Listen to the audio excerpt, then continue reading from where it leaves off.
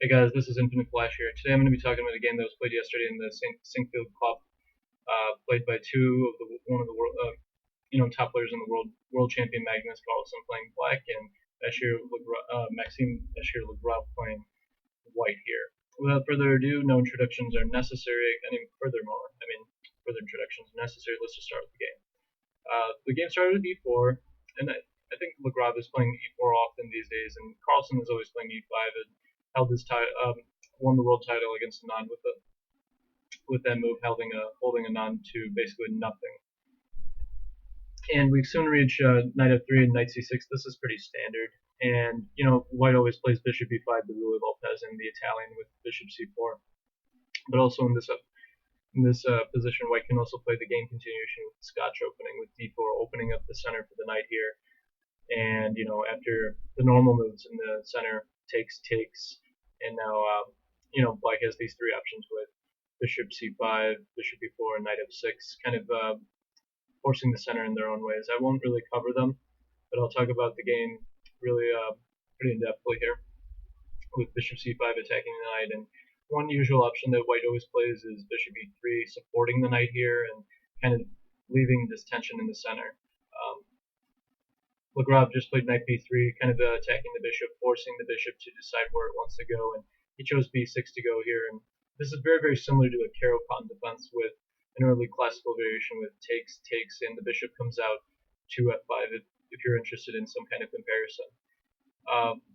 But the game just continues with normal development when each side just puts their pieces on normal squares, and the normal move here in this kind of position would be bishop g5 or developing this bishop to those natural squares. But I think Lagrave played a pretty interesting move in queen e2, kind of defending the e pawn and pushing e5 possibly, pawn e5 I mean.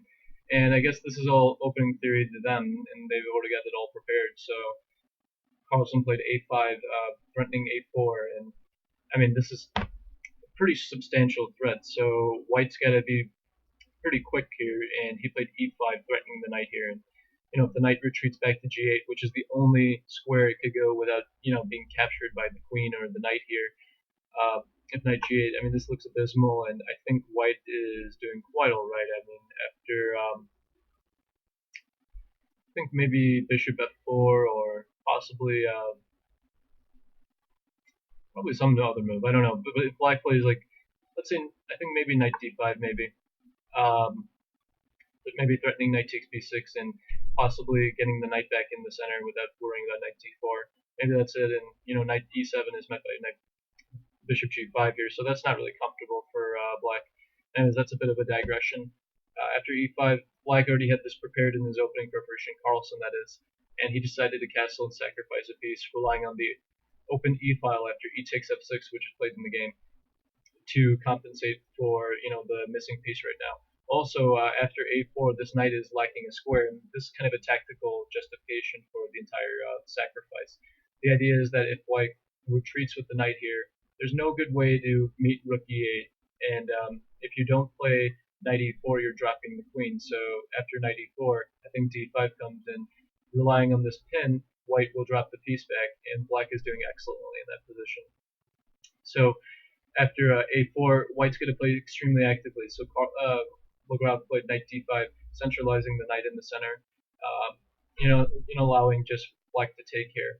And I think the move that he played in the game was rook e8, very natural, kind of pinning this to the queen. White's going to retreat here, develop his bishop here, and kind of develop his pieces in general. And retreating the knight doesn't look that great since it allows the black queen to kind of take the pawn after pawn takes knight here, and that's not looking so great for White. So he develops his bishop, and that's quite reasonable. And Black just took the piece here and has to regain his material, obviously. And here in this position, White has to react fast. In the game, Lagrave played queen g4, attacking the g7 pawn, threatening checkmate. We'll go over that in just a second.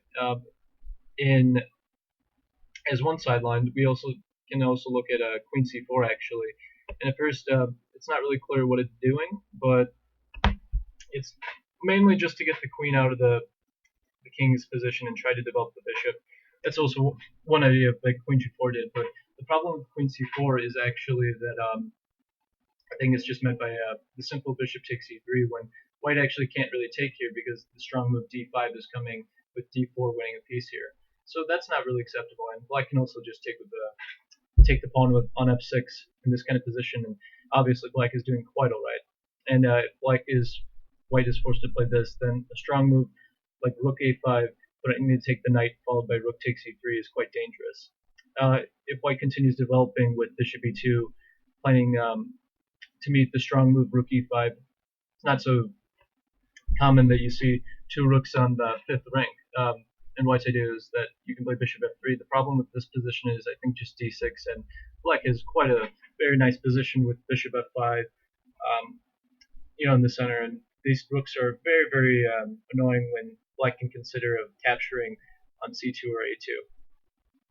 And I think black's doing quite all right there. And if black doesn't if white doesn't play bishop e2, let's say he plays a normal looking move such as c takes b3, recapturing here, I think taking the knight for black is just very, very dangerous for white, as rook takes e3 comes after you remove the defender of the e3 pawn, and a move like bishop e2 is met by queen takes f6 when this is already a threat, and you can't really move the bishop because of being pinned to your king, and you can't castle anyways in this position because the bishop hangs. So this is very, very uncomfortable for white to deal with. And okay, you have to move your king now, but I think black would just retreat the rook here, playing rook d6 to win the queen. But after queen takes f6 or rook takes f6, black has very, very nice compensation given the weak king and the lack of development of white's pieces. So that's quite acceptable for black, I think. So that's not really what white didn't really want a piece of that. He just played queen g4, relying on this mate threat. So black's got to react with g6. And white wants to get castled here as soon as possible, so he played bishop c4, pointing his bishop towards the king, and kind of an X-ray in a way, and planning to just castle next, or possibly just kind of develop his pieces and keep his options open. And in this position, black would normally like to play d6, gaining a tempo on the queen, but the problem is in its concrete nature, it just doesn't work, given that d6 is met by this queen g5 move infiltrating on the dark squares and threatening checkmate, and this is not such an easy move to meet. Queen g5 in particular is, I think, quite a already serious threat, and I think black would probably just take here, knight takes here, when he can try to meet queen h6, or in this kind of idea with rook h5, and kind of by moving the rook, he's also kind of vacating the f8 square. But after queen h6, there's no time for rook h5 because of mate, so black would have to trade the queens, and this kind of position is very, very comfortable for black, comfortable for white, given the extra pawn here and this very, very nice bishop. White's ready to castle, and this didn't turn out that great for black, I think. And then that's just one sample line, but we can always see these threats kind of lurking. So after g6, bishop c4, black had to find a move to somehow move the d pawn and activate all of his pieces, somewhat coordinated, because it doesn't look that great. It looks like white has very, very strong pressure on the king side right here.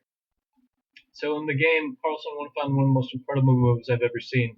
Really, I think it's definitely worthy of a move of the tournament, really.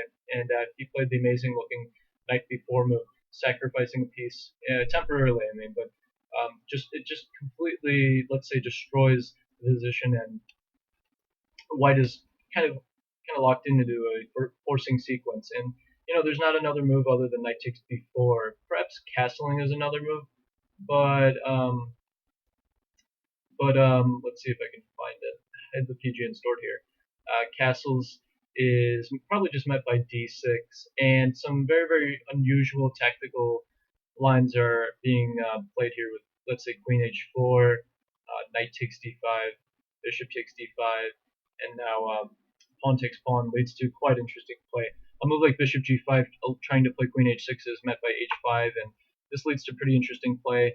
I think also bishop takes f7 is also an option, trying to break through this weak black king, and black can actually try to play for a win in this kind of position, with the king running up the board here, with kind of an example line with bishop g5 attacking the queen, and here, and the queen would have to move here, queen h3, king d5, with quite a remarkable position with the king at d5. I think black is doing quite alright, but from a human standpoint, I think black has some serious problems to deal with there. That's a pretty interesting line. I don't think white wanted to enter those possible. I didn't think he wanted to enter being possibly a piece down, even if the king is running there. He just wanted to play something safe and something simple in retrospect. So he just took the knight here on b4, and after this, black played this d5 move, attacking the bishop, attacking the queen here. So he's got to react to white's going to kind of react to this move. So he decides to move his queen to some of these interesting squares around his space, and chose the one that would allow him to control the h6 square threatening mate, and also kind of leave his queen close to the center, guarding everything in this kind of position. And here, I mean, black just took the bishop, which seems pretty reasonable to me, and white decided to get his king out of the center. If you don't get it out of the center, if you play a move like knight d5, protecting the f6 pawn, threatening queen h6, queen g7, you're actually probably running into serious problems with the very simple bishop takes e3, and there's not really a good move to meet this when knight takes e3 retracts your attack from this square, and I don't think that's really what white wants. A move like f takes e3 is actually running to queen takes d5 remarkably, and the normal move queen h6 threatening checkmate. This was the idea of knight d5, by the way, sacrificing itself to deflect it the queen from this f6 square. The only problem with this is that black can sacrifice his rook instead, and a counterattack ensues where white was practically forced to take here, and black can play the amazing looking bishop h3 move to allow the rook to infiltrate into this position. And I mean, g takes f3, g takes h3 is met by queen takes h1, so queen takes h3 is probably the only move when black can play rook e8, and we can actually see the king kind of running in this position, queen d1, queen d3. These are quite substantial threats. Black's doing quite all right there. You can also play c3, which looks quite remarkable. After queen takes c3, queen takes g2, and it almost looks like white's safe, but the problem is that this pawn exists, so b takes a2, and black makes a queen, so that's really bad for white there. And if takes, I think black just pushes on and relies on the fact that rook b1 is met by this check here, and no matter where white moves the king here, I think, or actually maybe it's check first. And white basically doesn't want to go to the d2, the d1, or f2 because they run into queen c2 or rook d8. So he's got to play king f1, the only move that doesn't really run into a devastating check. But black plays d2, followed by queen takes c2, and the rook is hanging, and this is very uncomfortable, and black actually wins in this position. And that's not really a surprising thought, really, because white's king is stuck in the center. In light of this variation, I think white was really just focused on getting his king out of the center, as we've seen, and he's safe now. It makes a lot of sense to play a move like that. So in the game, now that white's castled, I think that black made a pretty decent move in just taking the pawn here, and white actually now can play knight d5 as he did in the game, threatening queen h6 now, and since the king is not in the center, this makes a lot of sense given that there's no silly sacrifices here. And in this position, Carlsen had to react to queen h6 by trying to undermine this point, and he played the really unusual move, rook e6, providing a lateral defense against this, and I think the queen h8 move is met by queen f8, when actually this exchange sacrifice forcing, by the way, black has to take this, otherwise he's losing the queen and getting mated if he doesn't do this, and this kind of position is, quite alright. There's tactics are actually in favor of black's position here, remarkably, when that rook here is met by rook takes a2, when there's actually a back rank problem for white. And a move like bishop g5 is met by f6, attacking the bishop, and as we've seen with rook e1, you can either consider rook takes a2, but probably bishop e6 developing solidly is quite okay for black, really. I'm sorry if I'm rushing this, by the way. I've had this recording done like a long time for a few times now. My computer's frozen. It's really frustrating having to do this, but I enjoy really going over this game. Let's see, rook e6. And white didn't want to play there. He decided to just capture the pawn here on c4, kind of maintaining his position in the center. So we saw bishop takes e3 because the knight was attacking there and kind of had to react there. I wonder. I guess that knight takes b6 here is met by c takes b, and black has a pretty solid position here, given that the knight's not protecting the pawn here anymore, and black should be able to defend that. So after queen takes e4, we saw black take the bishop here, and white is forced to capture with the pawn here as knight takes e3 is met by rook c8, defending the passed pawn, and a move like queen e2 retreating, trying to defend it, is met by just queen takes f6. And now you're not able to play knight takes e2 because of queen takes b2, and this is not really a great position for white, given that he's coming under strong pressure, and if he can't take the pawn, black has really nice pressure along these diagonals with the pawns, these three pawns being in favor of black's position here. So white decided to capture with the f pawn instead, as we've seen. And in this position, black found a very nice move, really nice move, really, to try to activate his bishop with pawn b5. And the idea is that queen takes b5 is met by c6, or, on another day, if this works, bishop a6, picking up the exchange over here, but c6 is the primary threat. So white is forced to move the queen somewhere, and he can also take the pawn, but I don't, because the knight's hanging. Sorry about that. He has to defend the knight here, and this seems like a pretty nice, decent square. And black continues developing, as the point with b5 is to get the bishop developed. And since the knight is under attack and you can't really play rook d1, you don't want to play e4, and as that drops, and white just has to give this check and relies on this knight being safe here, but given the strong pawn here. So black had to move here. A move like king f8 running into a discovered check is out of the question. And in this position, since the knight is not on d5, and therefore it's kind of a little bit better in better position, white just went back with the queen here and captured the pawn here. And we can kind of take stock and kind of see that black is down a pawn, but he has kind of tremendous activity, and it's not really clear whether this kind of structure is a strength or a weakness for him. And he has this really nice bishop, really active rooks. As we're going to see, black continued to really increase the activity of his rook power with rook a6 followed by rook d6, trying to invade on the second rank. This is pretty strong for pretty strong compensation for the missing pawn, the extra pawn that white has. So in the game, white could have played rook d1, trying to attack the queen, and that's probably a better option, given that the following variation seems pretty reasonable. Rook d1, rook d6, trying to oppose the file here, and white might play a slow move like b4, trying to control the c5 square. And there's kind of this little trap that I wanted to show when, okay, in this position, black should play like a move like bishop e4, gaining a tempo on the queen and have it, slightly improving the position. That's quite all right. And black's doing okay in this position.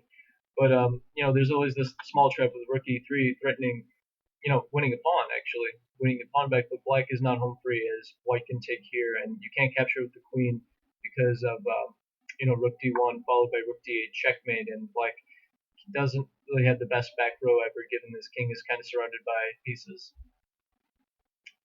And in view of that, he has to take with the pawn here, and white would have to play the silent move, queen d2, attacking the rook, threatening rook queen h6, and there's no way to defend the rook, so you can play queen b6, but after, I think, king h1, there's always this weak d6 pawn here, so that's probably not good for black, really.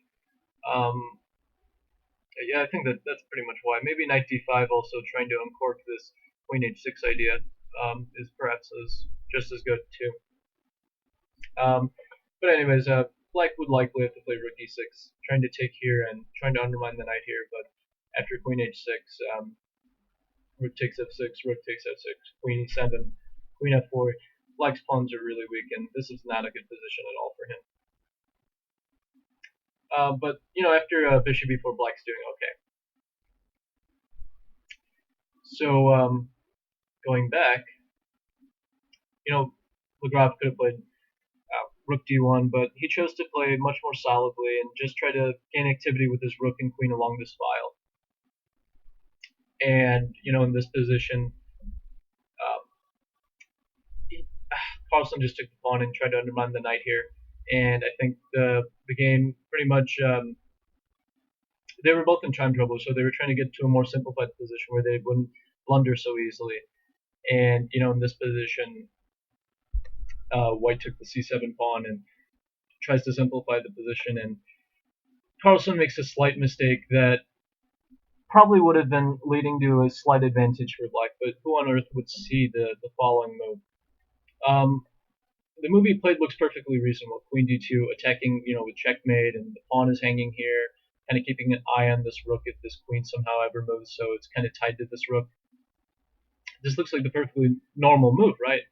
But the problem is, after queen b8, king g7, queen check here, here, check here.